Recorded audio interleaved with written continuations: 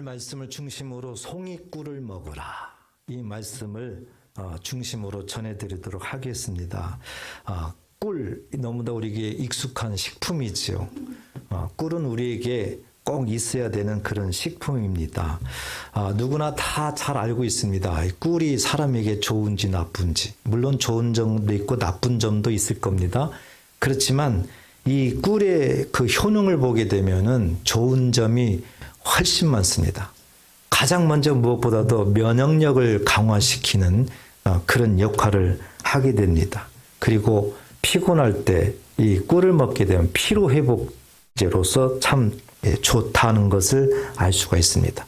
그리고 관절염에 이 꿀과 계피를 섞어서 먹을 때 효능이 있다. 우리가 또 잘 알고 있습니다. 그리고 또 불면증이 있을 때 이 꿀하고 따뜻한 우유를 섞어서 먹으면은 참 도움이 많이 된다. 이런 것도 알 수가 있어요. 이 외에도 고혈압에도 좋고 당뇨도 좋고 심지어는 암을 치료하는 데도 도움이 된다. 이런 그런 발표가 많이 있습니다. 어쨌든 이 꿀은요. 정말 우리들의 일상생활에서 굉장히 이렇게 중요한 역할을 하는 그런 음식에는 식품에는 틀림이 없다는 거죠. 그래서 그런지 성경에서도 꿀에 대해서는 아주 긍정적으로 평가를 하고 있습니다. 이 꿀을 이 축복의 상징으로도 우리들에게 설명을 하고 있고요. 이 꿀을 선호하는 음식으로도 이 시편에 보면은 기록이 되어 있습니다. 오늘 말씀에서도 이 꿀을 말씀을 하고 있죠. 꿀을. 그러면 오늘 이 말씀은 꿀을 먹으라. 특히 송이꿀을 먹으라. 이렇게 성경에 13절에 나와 있는데 이 말씀을 문자적으로만 이해하지 마시고 하나님께서 말씀하시는 뜻, 의도를 알아야 된다.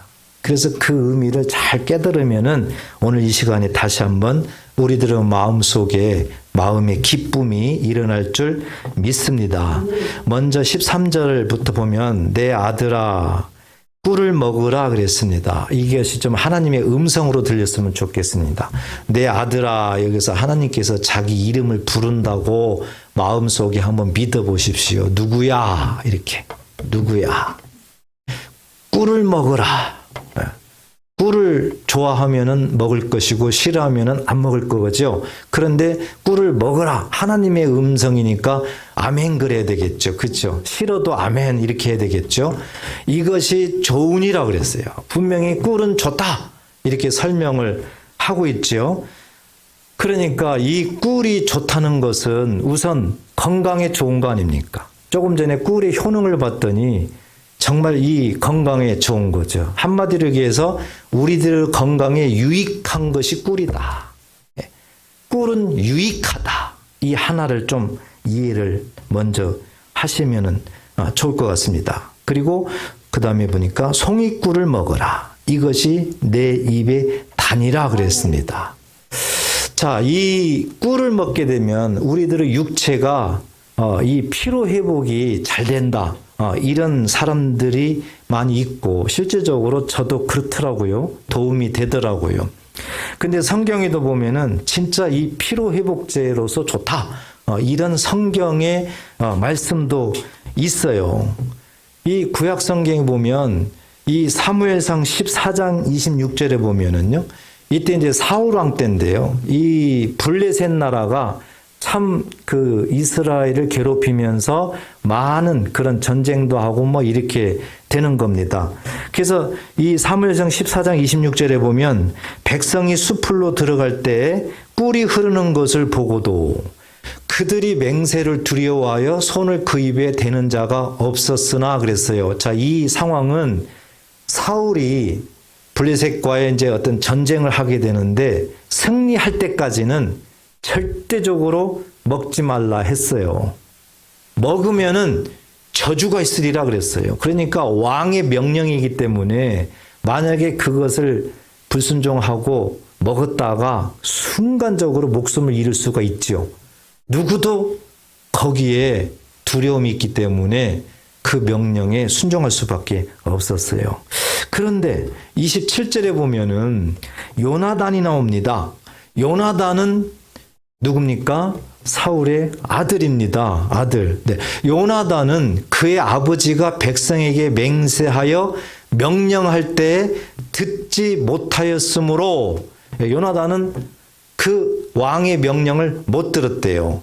못 들었으므로 손에 가진 지팡이 끝을 내밀어 벌집의 꿀을 찢고 그랬습니다. 참, 이 모를 때가 용감하더라고요. 이 모를 때가 진짜 용감해요. 그래서 이럴 때가 필요하기는 합니다. 너무 잘 알면은 너무 조심스럽고 너무 이렇게 뭐든지 잘 안 될 때도 있는 것 같아요. 요나단은 자기 아버지가 절대적으로 먹지 말라, 이 명령했을 때 못 들었대요. 그러니까 너무 이 전쟁 중에 배가 고프고 또 숲속으로 들어가니까는 정말 이 꿀이 있는 겁니다.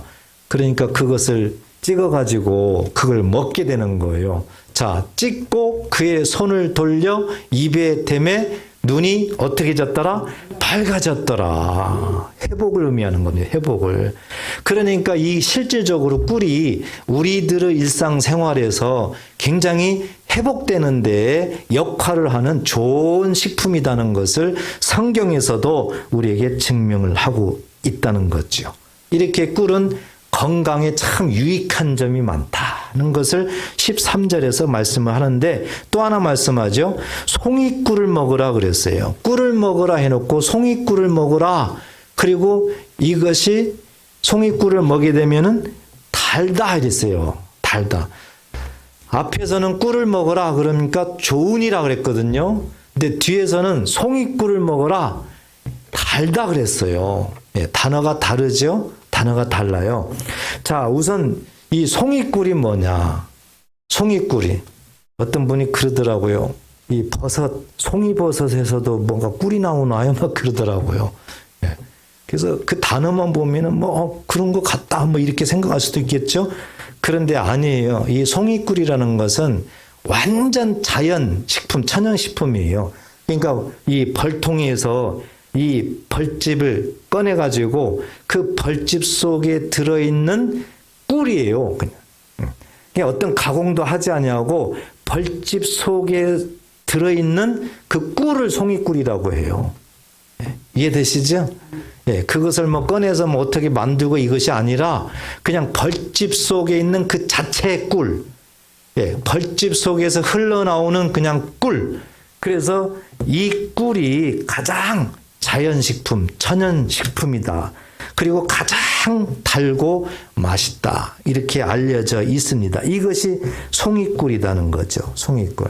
그런데 이 송이꿀을 먹으라 했어요. 먹으면 어떻게 된다는 겁니까? 달다 그랬어요. 달다. 그러니까 계속 먹으라, 어쩌다, 먹으라, 어쩌다 이렇게 성경에는 나왔거든요. 그러면 우리가 이해를 반드시 해야 되는 건 아니 그럼 하나님은 왜 먹기만 먹으라고 하시나? 네. 우리가 하나님을 먹으면은 하나님을 잘 뭐 믿고 그러는 건가? 뭐 이렇게 생각할 수 있는데 우리가 한 가지 꼭 생각해야 되는 것은 성경에서 먹으라 그 의미는 믿으라 그 의미예요. 먹으라 이것만 생각하면 안 돼요. 먹으라 하면 믿으라 이런 의미인 것을 꼭 마음속에 잊어서는 안 됩니다. 우리 예수님께서 이런 말씀을 하셨어요. 요한복음 6장 51절에 보면 나는 하늘에서 내려온 살아있는 떡이다. 그래서 예수님이 하늘에서 내려온 떡이라는 거죠.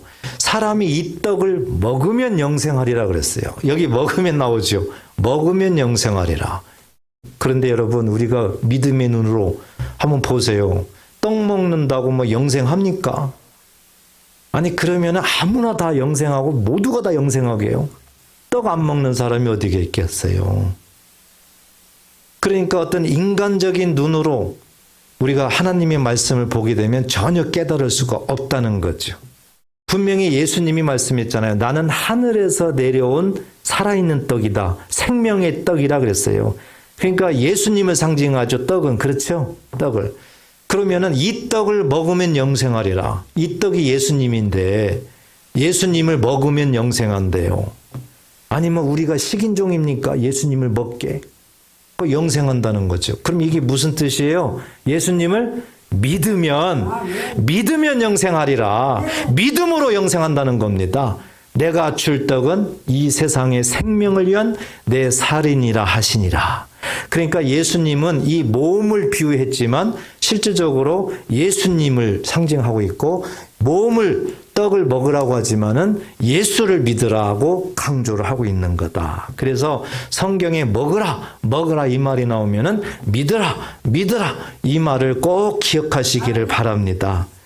하나님께서는요, 이렇게 인간에게 꼭 필요한 이 꿀이 굉장히 사람에게 유익하다고 그랬어요.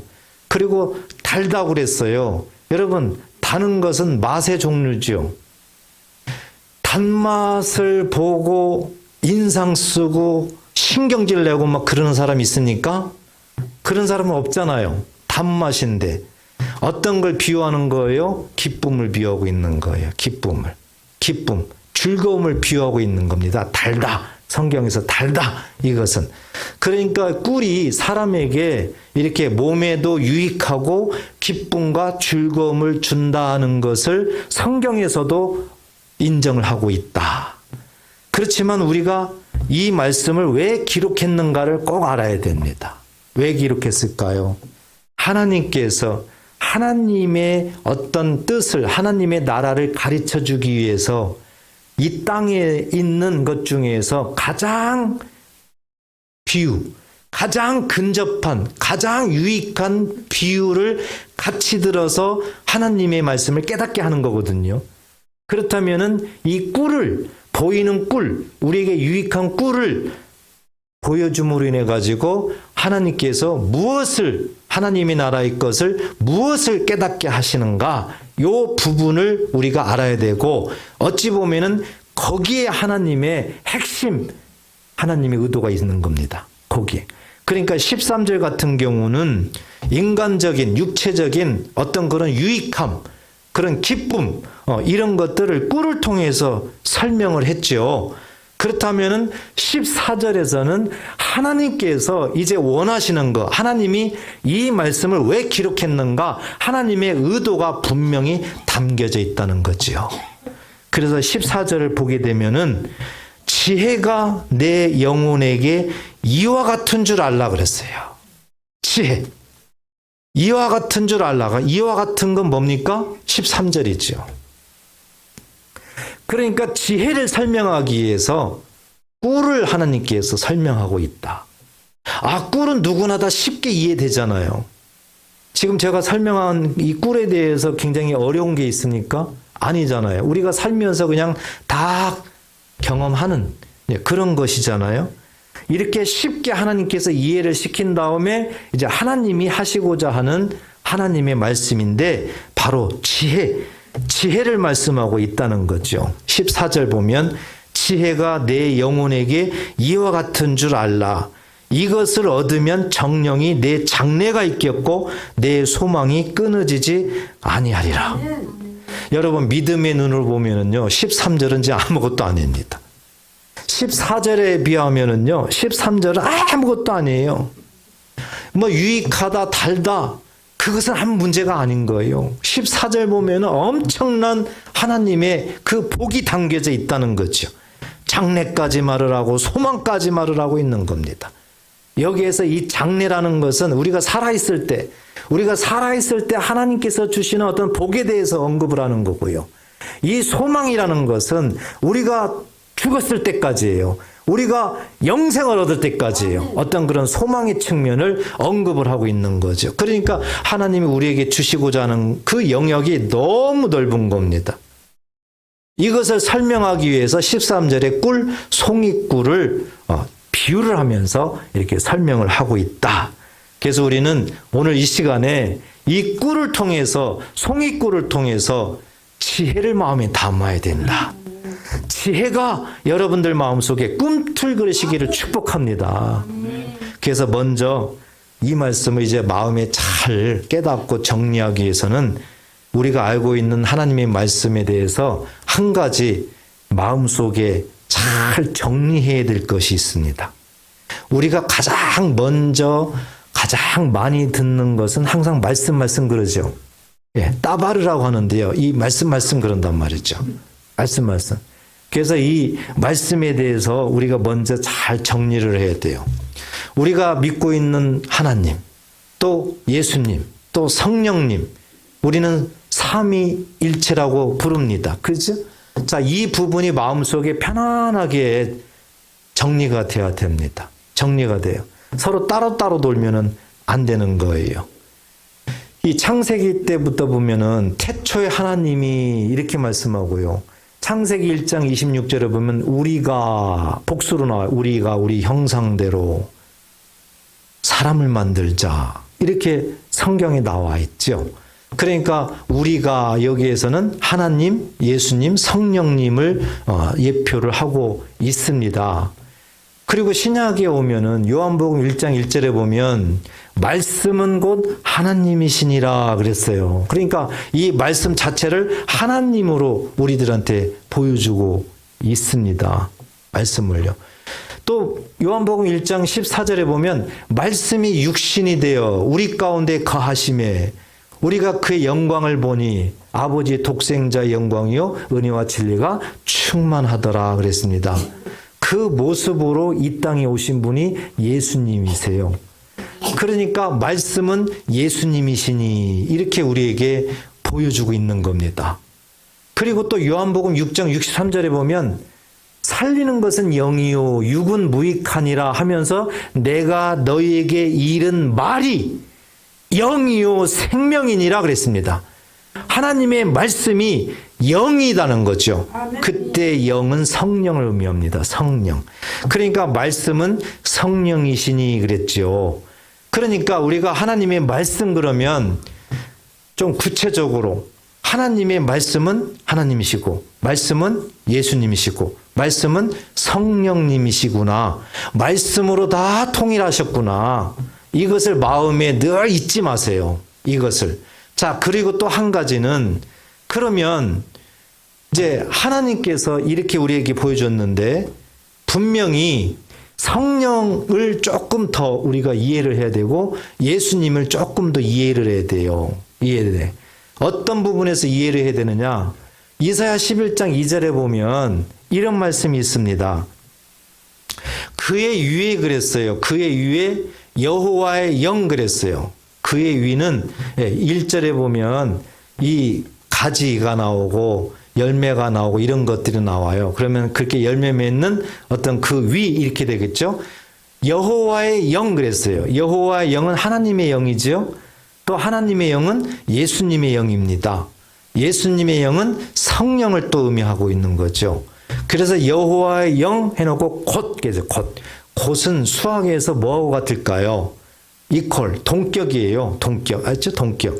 그러면은 여호와의 영은 뭐하고 같으냐? 이렇게 되는 거죠. 뭐하고 같습니까? 지혜와 총명의 영이다. 이거야. 여호와의 영은 지혜와 총명의 영이다. 그리고 모략과 재능의 영이다. 지식과 여호와를 경외하는 영이다. 이렇게 말씀하는 거예요. 그러니까 지혜와 총명의 영을 더 나누면은 지혜의 영, 총명의 영 이렇게 되는 거예요. 아셨죠? 그래서 지혜, 총명, 모략, 재능, 지식, 여호와를 경외하는 영 몇 가지입니까? 6가지죠. 6가지. 그렇죠? 자, 이 6가지가 여호와의 영과 같다 이겁니다. 여호와의 영. 그래서 전부 다 그냥 합치면은 7가지 영이 되는 거예요. 7영이 되는 겁니다. 7영. 그러니까 이 성령 안에 뭐가 있다는 겁니까? 지혜가 있다. 지혜가 있다. 오늘은 제가 이것을 지금 강조하고 싶어서 말씀드린 거예요. 성령 안에 지혜가 있다. 이걸 기억을 하십시오. 자, 그리고 이 골로새서 2장 3절에 보면 그의 안에 그랬어요. 여기서 그 안은 예수님을 의미해요. 이 1절에 보면 예수님 안에 뭐가 있다는 겁니까? 지혜와 지식의 모든 보화 그랬어요. 여기서 모든 부하는 조금 전에 이사야 11장 2절 봤죠? 총명, 모략, 재능, 지식, 여호와를 경외함 그걸 말하는 거예요. 예, 그 안에 이런 것들이 있다는 거죠. 그러니까 예수 안에 지혜가 있다. 그래서 이사야 11장과 골로새서 2장을 보니까 성령 안에 예수 안에 공통적으로 무엇이 발견되고 있는 거예요? 지혜가 발견되고 있는 거예요. 지혜가.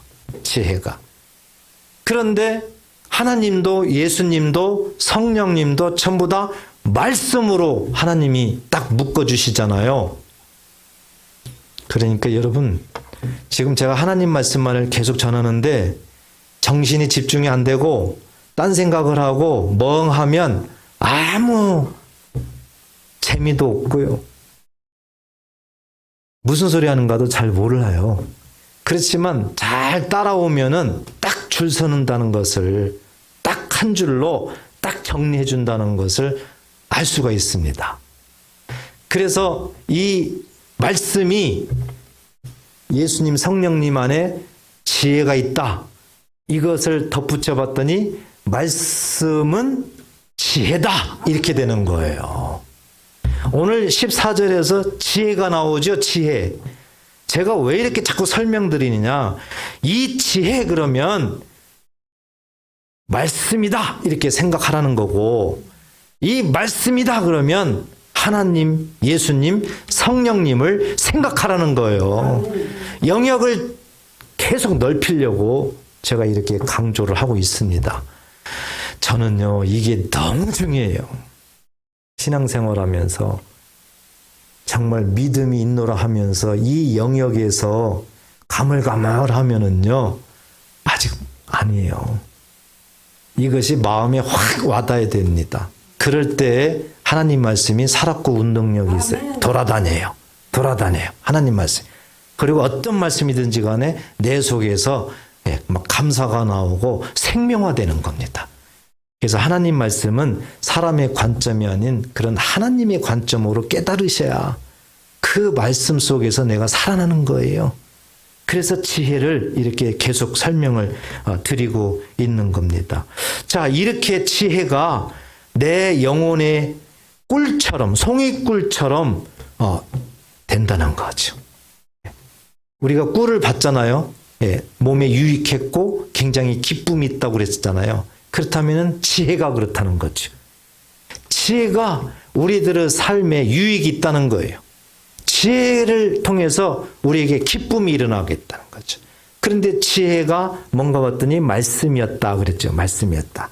자, 그래서 하나님께서는 이 시편 19편에 보면 9절에 이런 말씀을 해놨어요. 여호와를 경외하는 도는 그랬죠. 여호와의 말씀이죠. 이제 하나님의 말씀으로 이제 접근을 하면서 말씀을 하죠. 여호와를 경외하는 도는 정결하여 영원까지 이르고 여호와의 법도 진실하여 다 의로우니 그랬죠. 여호와를 경외하는 도, 법도, 말씀을 얘기하죠. 말씀은 영원하다. 말씀은 진실하다. 말씀은 의롭다. 이렇게 말씀을 강조를 하고 있습니다. 그러면서 10절에 보니까 금, 곧 많은 순금보다 더 사모할 것이며, 뭘 사모해야 되는 거예요? 말씀을 사모할 것이며, 꿀과 송이꿀보다 더 달도다. 할렐루야.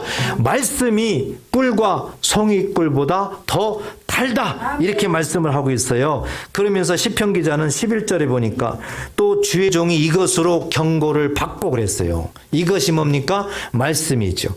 말씀으로 책망도 받고 말씀으로 칭찬도 받고 말씀으로 다 이끌림 받는다는 것을 표시하고 있죠. 이것을 지킴으로 그랬어요. 이것이 뭡니까? 말씀이지요. 그러면은 말씀이죠. 지혜죠. 하나님, 예수님, 성령님이죠. 온전히 따름으로 말미암아 뭐가 크다는 겁니까? 상이 크다. 상이 크다는 거예요. 여기서 상이라는 것은 물론 여러 가지 생각할 수가 있겠죠. 인간적으로 보면은 밥상을 생각할 수도 있겠고요. 또 학교 다니는 학생들은 뭘 잘해가지고 상을 생각할 수도 있겠죠. 그렇죠? 이것이 다 틀린 말은 아니에요. 그렇지만 성경에서 우리가 상을 정말 생각할 때는 이 히브리서 11장 6절에 보면 믿음이 없이는 하나님을 기쁘시게 하지 못하나니 하나님께 나아간 자는 반드시 그가 계신 것과 자기를 찾는 자에게 뭘 주심을 믿어야 할지니라? 상 주심을 믿어야 할지니라 그랬습니다. 그때 그 상이 뭐냐?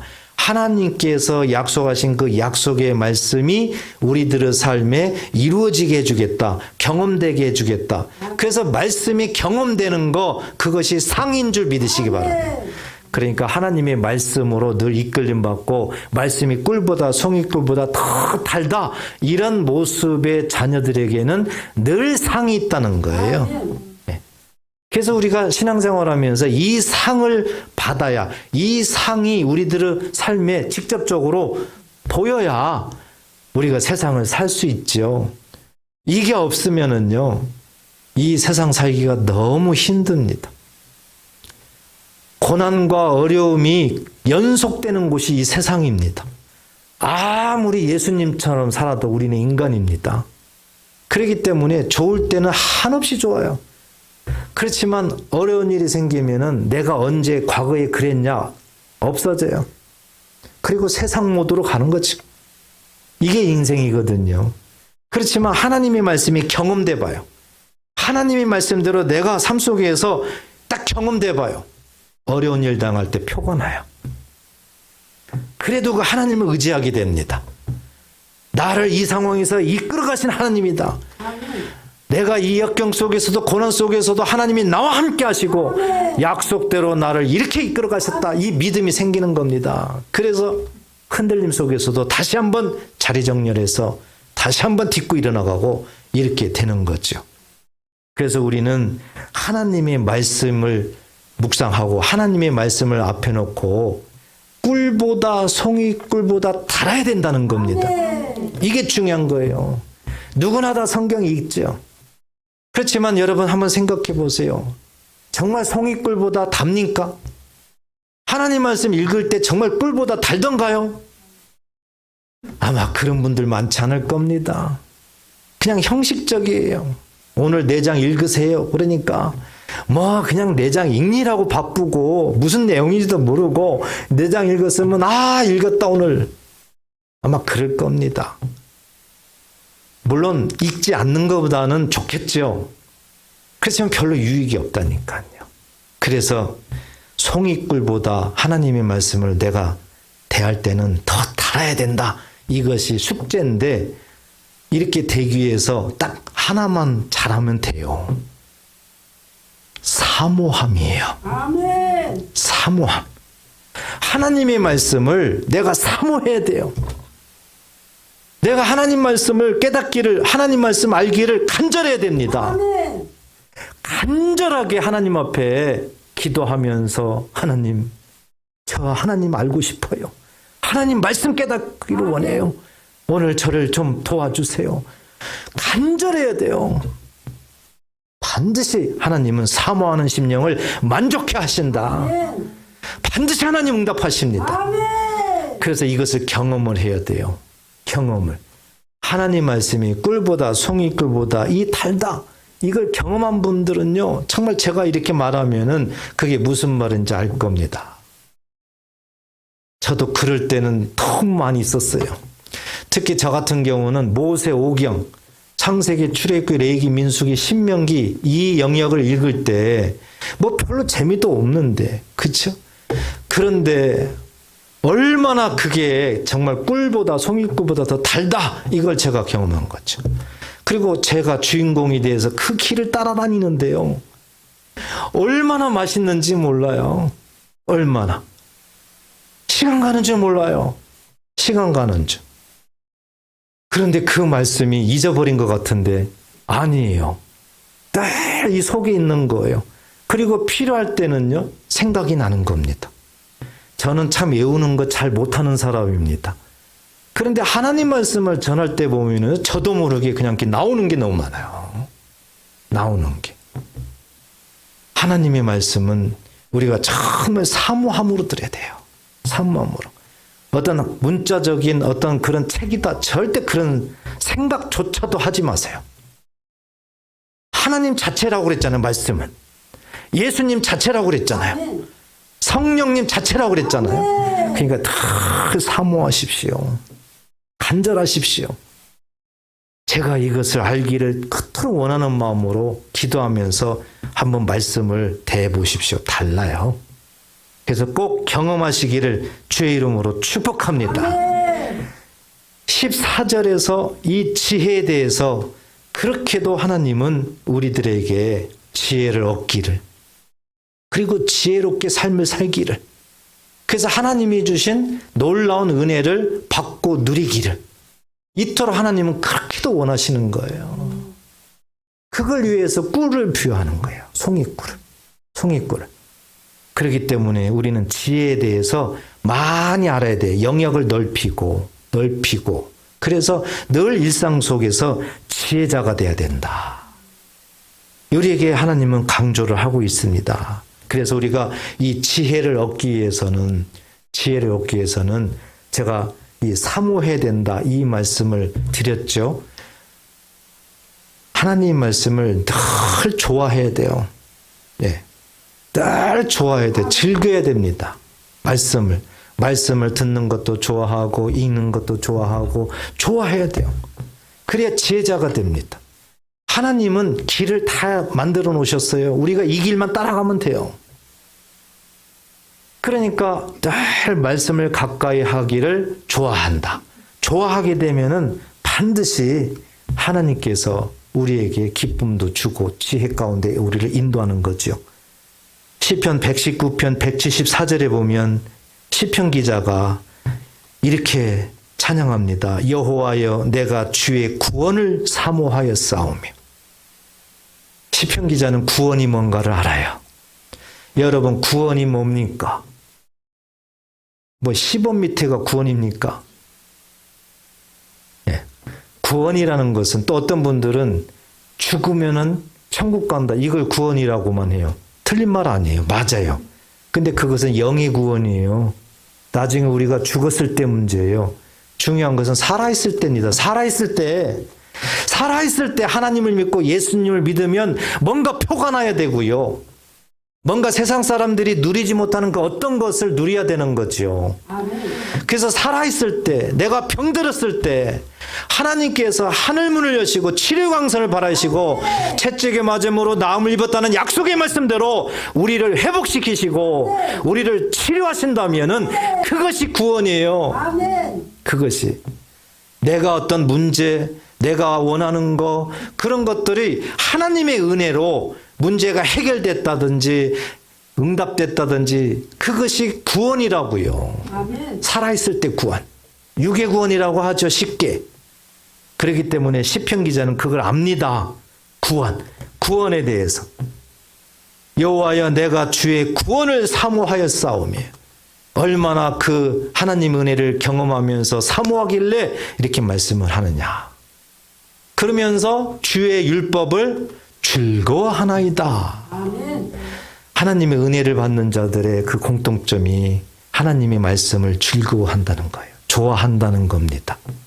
좋아한다는 그게 특징이라는 거죠. 그래서 자기 스스로 진단할 수가 있습니다. 내가 정말 은혜 가운데 사는지 이거 보려면 하나님의 말씀을 좋아하는지 이거 보면 알아요. 좋아하는 사람은 자꾸 만나고 싶죠. 그죠? 그러니까 성경도 좋아하면 자꾸 만나고 싶은 거예요. 아, 그렇구나.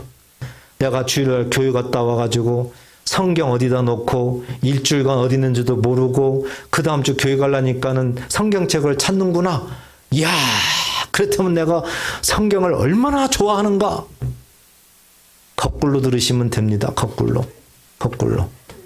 그러면은요, 하나님의 그 은혜, 하나님의 그 구원의 은혜 이런 것들을 경험하기가 아주 어렵습니다. 그래서 우리는 늘 좋아해야 된다. 하나님의 말씀을.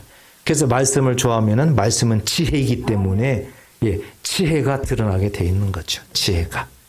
꼭 하나님의 말씀을 좋아하는 저와 여러분 되시기를 축복합니다. 또 한 가지는 하나님의 말씀을 잘 깨닫고 믿어야 돼요. 여러분.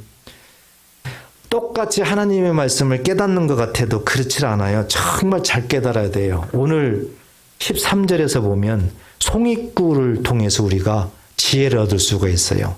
송이꿀을 먹으라고 그랬잖아요. 이것이 달다고 그랬잖아요. 여러분 송이꿀이 뭐라고 그랬어요? 벌통에서 벌집을 떼내가지고 그 벌집 속에 들어있는 그 상태 꿀을 송이꿀이라고 그랬죠. 그러니까 이 송이꿀은 완전 자연식품이에요. 어떤 가공 자체가 없어요. 완전 원액이란 말이죠. 완전 원액. 자, 요것을 비유로 하는 거죠. 하나님의 말씀을 그렇게 깨달아야 된다는 겁니다. 하나님의 말씀을 완전 자연적으로 원액으로 어떤 가공하지 아니하고.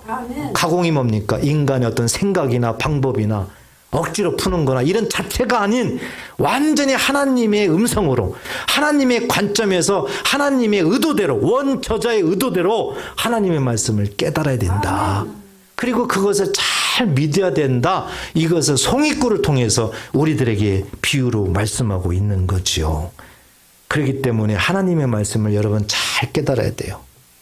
그러기 위해서는 잘 들어야 됩니다. 아무거나 자꾸 들으시면 안 돼요. 요즘에는요, 인터넷이 너무 발달되어 있어서요, 유튜브가 너무 발달되어 있어서요, 이 악한 원수마귀가요, 이 이단들을 통해 가지고 엄청난 그 포기 활동을 합니다. 겉으로는 아무 문제가 없는 것 같은데요, 나중에 보면은 방향이 이렇게 달라져 가요.